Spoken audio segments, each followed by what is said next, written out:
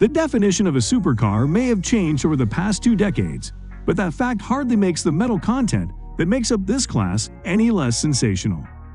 Here it's the world's greatest mid-engine, upper-level performance machines we're celebrating, not the very highest echelon of the performance car market, but rather the kind of cars you think about when you picture a modern Ferrari, McLaren, or Lamborghini. In today's video, we will be showing you most advanced upcoming supercars. Without further ado, let's begin. Ferrari 296 GTB. Any worries that the demise of the pure petrol Ferrari would signal the end of the unique and compelling character that underpins so many of Fiorano's finest have been obliterated by the 296 GTB. While the ferociously quick but slightly spiky SF90 Stradale represented a toe-in-the-water exercise for the firm's plug-in powertrains, this smaller and less costly offering, relatively speaking, because it's still a 250,000 pounds car, feels far more resolved, to the point that you wonder why you worry the folks at Maranello might have got it wrong. At the heart of the car is a new twin-turbocharged 3.0-liter V6 engine that's mated to a 164 brake horsepower electric motor to deliver a staggering combined total of 819 brake horsepower in what's essentially a mid-ranking Ferrari, McLaren 720S. There are few more direct or effective ways for cars in this stratum of the performance car market to demonstrate their superiority than by accelerating faster, lapping quicker, and stopping harder than any rival. The McLaren 720S does all three. In many of the performance benchmarks that road testers are used to measuring, in fact, this 710 brake horsepower blockbuster is a closer match for a contemporary hypercar than one of its mid-engine opponents. Yet also it's uncommonly communicative and easy to drive. It's a supreme ergonomic achievement, and it flatters a rambunctious track style more rewardingly than any of its predecessors. McLaren launched a lighter, faster, and generally more track-focused version of the 720S, the McLaren 765LT, in 2020. Ferrari SF90 Stradale. This successor of sorts to the LaFerrari hypercar is the most powerful road car in Ferrari's history. It's also the car that set the quickest lap time around the firm's Fiorano test track.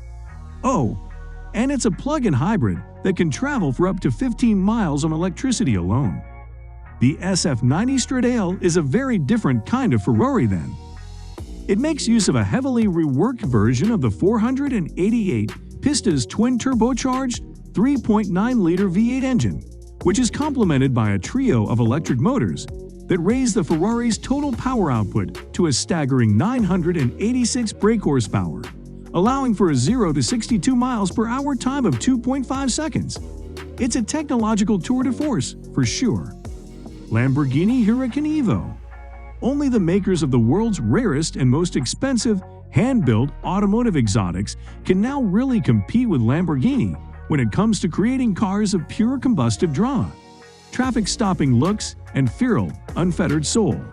The Huracan may be the firm's entry-level model, but it's no second-order offering when it comes to its sensational styling or its fantastically wild, naturally aspirated V10, an engine that over-delivers in equal measure on speed, responsiveness, and audible character.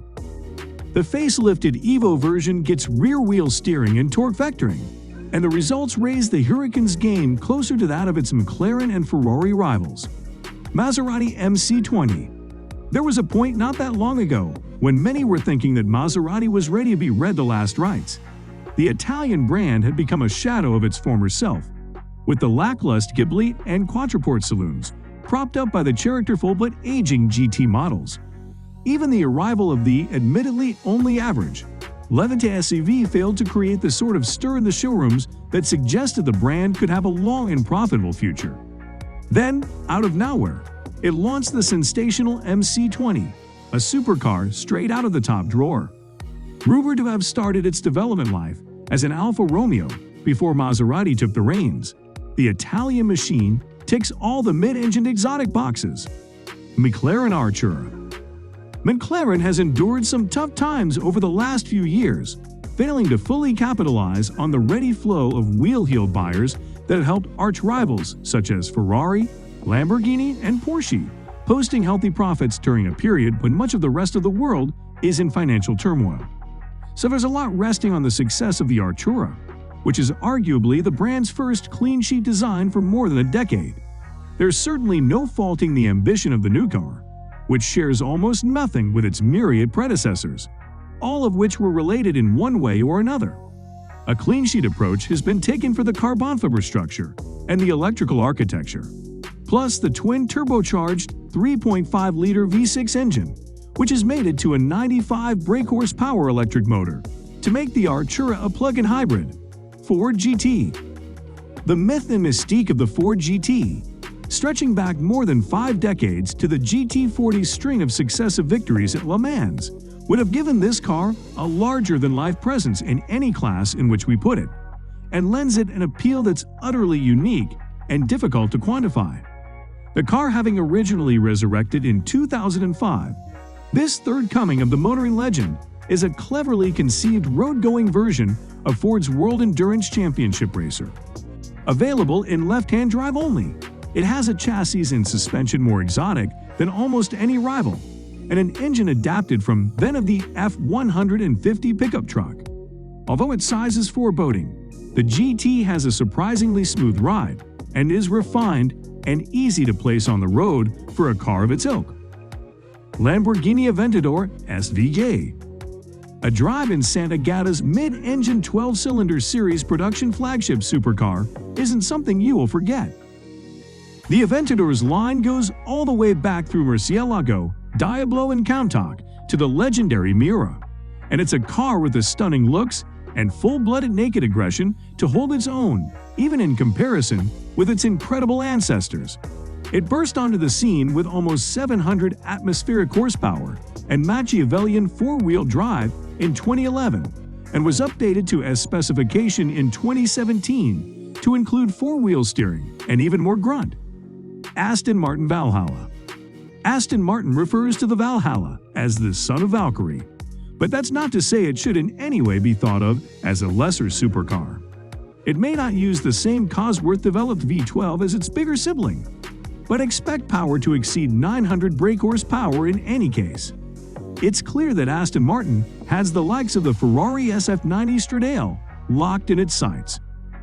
It will make use of a similar carbon fiber architecture to the Valkyrie, while its active suspension and aerodynamic architecture will also be related.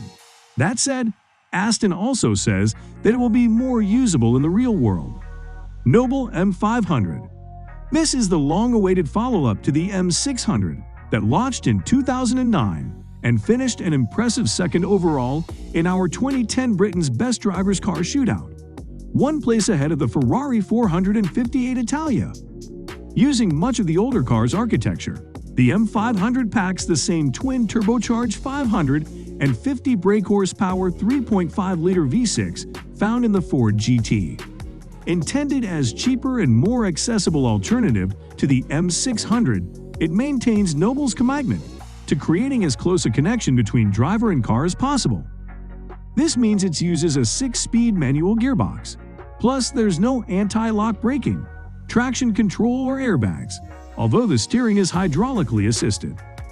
Under the skin, the 2-seat mid-engined M500 features a steel structure, while suspension is by double wishbones, front and rear. So let me know your thoughts down in the comment section below.